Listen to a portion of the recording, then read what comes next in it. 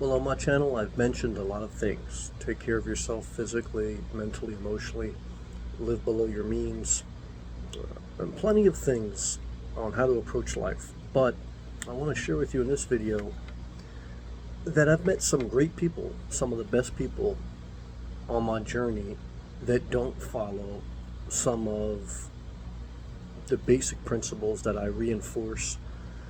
And it's a reminder of two things. Someone, love covers a multitude of sin, and someone could not be taking care of themselves well, but be good to you. Someone could not have their own finances in order, but be generous to you.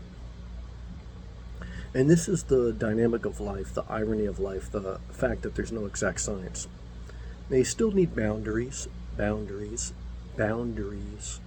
everyone, or else you can't maintain your well-being.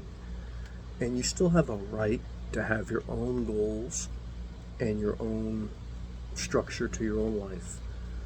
So you can't feel guilty for that, and you need to always remember boundaries. But I definitely want to document the fact, okay, that some people you may see and they look a mess, their life looks a mess, and their life is a mess. But they're also some of the best people you'll meet on your journey. And it's an irony of life. It's just something you can't explain. Obviously, if you don't have boundaries, I won't need to explain it because you'll be negatively affected. And that's why I reinforce boundaries. Boundaries is what allows you to have goals for yourself, whether they're strict or whatever, or not strict. And it allows you to see who you can have a relationship with, family, friends, lovers, without you hurting or interfering with your goals. How can people accept who you are and not bother you when you're doing what you need to do for you? And can you accept who they are?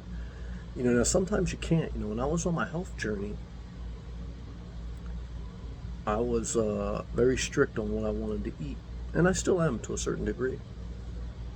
But I couldn't be around other people, especially other people kind of guilt tripping me or forcing me to eat what they would cook.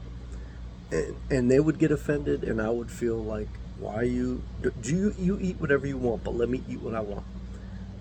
But people, that's why you need boundaries. And you may have to, at a certain season of your life, separate from a situation that can cause an argument.